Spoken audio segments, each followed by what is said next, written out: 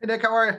Good. How are you doing, Pat? I'm good. I'm good. Matt was just telling us that you and he had a long conversation Monday night, kind of after this whole Brian Greasy thing, and he talked about what a good relationship he has with you. Was that on the plane? Where was that? In Can you tell us kind of what the vibe of it was? Yeah, I mean, it was right after I talked to y'all. First Okay. thing I did was go straight to his office because I think it's important. Y'all hear me talk about conversations and relationships, and even though that wasn't true what Brian said, it was important for Matt, Coach Nagy, and I to speak about what was said for our relationship. It doesn't matter if you're in marriage or what. If you keep something away from your wife and you don't ever talk about it, if you're married, it turns into something that it shouldn't be. That wisdom right there made me realize, hey, I'm gonna go talk to Coach Nagy. I have a great relationship with him. We had a really good conversation, and that's what's important is having those relationships with your coaches to where you can actually go in there and talk like men and put it all out there on the table, so you can just move forward in the appropriate way. So it was really good, and I'm glad we talked. Dan Wiederer. Nick, we might need a separate Zoom for marital advice later on. We'll figure that one out. When you talk about the ongoing quest to establish an offensive identity, what are the specifics of the questions that you guys need to be answering to finally find that? That's a good question. I mean, just keeping it generic is who do we want to be with the personnel and the coaches that we have? That's really the question, and that's what we're working towards. And that's where we started the work day to day. It's great to be back at work. It's great to be back at the building. It's never easy after a tough game like that, but it's important. Like I've said, y'all have heard me say the 24-hour rule: win or lose, you move on and you deal with the emotions and you grow from it. So right now, it's continue to work towards that same question that we've been talking about. But is it about? What are you trying to identify? Is it strengths? Is it specific players that need to be more involved? What are the things that you really need to go into that? Yeah, I mean, it's everything. It's, what do we want to do schematically with the personnel? So with that, who are our players and what do they do well? And how do we scheme around that? And that's what our coaches are working towards. And that's what great offenses do is they scheme around their personnel and who they have to put their players in the best position to be successful when it's game day. And that's what we're going through right now. And I know that's been the ongoing question, and we're continuing to work through that process. And I know everyone wants it just to boom happen, but if that was the case, there'd be a lot more people playing this game because it's not easy. And some teams don't figure it out, but the people here want to figure out we have the personnel to be successful. Now we just got to continue to put it out there and believe and go out there and do it on game day. JJ. And Nick, what have you learned about Matt Nagy as a play caller? Because he made mention earlier that, hey, I've never done this with Nick before. So how is that relationship, quarterback to coach, grown between you guys? And then just sort of a second part, were you frustrated or angry that something you said in a production meeting was misconstrued and then broadcast on air at all? Answering your first question with Coach Nagy, it's been great going through games with him calling plays, and for us to, we've known, y'all know, we've known each other for a long time, but this is the first time we've gone through, games and these battles and game situations, and that's been great going through it with him and continue to build that, relationship on game day to where, we know what each other are thinking and why he's calling a play and stuff like that. That's huge. And then second, anytime that you use words, so most importantly, production meetings are to help the broadcasters do their job and help them out by having conversations, because just like y'all write about us, like y'all are putting food on your family's table, and I respect that. That's why I'm always going to treat y'all with respect. It's the same thing in those meetings. You have these conversations out of respect to help them do their job. And when you have these conversations and things can be twisted just a little bit to, and said at the wrong time, and then it creates something where now we're still talking about it. That's never great, never good. But you know what? People do make mistakes, and there's forgiveness and all that. So obviously life goes on. Everything is good. We had really great conversations. It's unfortunate it happened. but it did. It's really, I think, the first time I've ever had to deal with something like this. But people make mistakes and things happen, and we move on, and there's grace. Kevin Fishbane.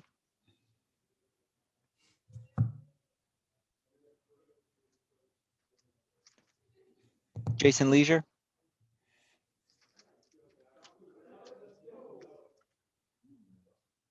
Jason.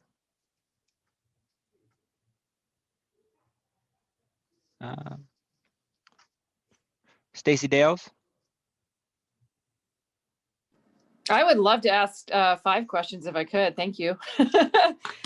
Nick, thank you for your candor. I'm curious, has there been anything you've liked within the offense so far that has worked for you? Obviously, you're not where you want to be, but is there anything specific that you like? And then how do you develop that absolute perfect communication with your offensive line? What's the key? What's going to be the key to that moving forward? Yeah, we have a lot in this offense. And I mean, you got to realize too, this is the first time really we've all been together. It's, a lot of new coaches, new players, and it's not an excuse. That's just the reality of the situation. So there's a lot of things that we do schematically that I really like. We just ultimately have to execute on game day. And that's what it's about. And from the offensive line perspective, it's just all of us continue to work together. The biggest thing with an offense is keeping the defense off balance. That's the greatest tool for any offensive line, is when the D line doesn't know what's happening and the linebackers don't know what's happening. And, we can keep them off balance. And whether it's, running a naked, running a screen, running a drop back, a play action, doing all those little things well, and ultimately designing them around our playmakers, which is what our coaches do and what they're doing. So it'll sound like a broken record, but we really just have to go out there, and coaching staff and players together, because we're a unit. It's not coaches against players, it's coaches and players, which, is great. We just had a great walkthrough, and we're working through this thing to get this machine running to where we play well on all sides of the ball to ultimately give us the greatest success on game day. Adam Hogue. Hey, Nick, as you guys search for answers in the running game, what role do you play in that? Is there anything the quarterback can do to help get the running game going? I think ultimately, when it's recognizing if, I have multiple plays on, making sure we're in the best run, doing my job after the play, whether it's booting away or setting up for pass, and then ultimately executing in the pass game and the play action game and the boot game. When we can execute in that, it opens up the run game. So that's why being multifaceted on offense is so important. Being able to execute all the little things opens up the run, which opens up the pass. It sort of works together. So, those little things, completing the ball and doing my job will help. A couple more for Nick. Brad Biggs. Hey, Nick, when you have these man-to-man conversations or meetings with Matt, how do you characterize the time that you're normally having to throw the ball? Oh, you're just saying like in a game? Yeah. Like, the last 2-3 weeks. Yeah. So a lot of it too is like based on the game situation, like what the defense is giving us, what their front is doing. So each game you go into a game plan based on what the defense does and saying like, hey, this is the kind of stuff we like. So as y'all can tell, we've done a lot of quick game and a lot of ball out and then some play action stuff because that's where we're at. And that's the big thing. But it all goes back to if we can start executing, whether we're running the ball, the play action, the naked, that'll all open up and help everyone out to where, we have more time to execute, whether it's a drop back or a run play. It's all those little things wrapped up in the same question you're asking with time, because it's not that easy. We have to do all those little things better to help our O-line out, to help me out, to help our receivers and running backs out. And that's why we continue to come to work to figure out how to get it rolling. Mark Grody. Nick, you've mentioned and Matt had mentioned, you guys have been open about it. This is the first time that you guys have worked together as far as Matt being a play caller for you. Drawing on your past experiences, does it always take some time when you're working with a guy for the first time who's calling your plays to get things right, so to speak? And did you have more comfort, more autonomy in the last game that you played? I think anytime you bring in new players and new staff, I mean, there's a lot of new this year. That takes time, and that's a process every time. Very seldom does it just click right away. And you have to, in the grand scheme of things, there's a lot of new players on this offense. There's a lot of new coaches, and we're all working together because, this is our first time to be together in this situation. So with that, there is time, and each game is providing growth for players and coaches.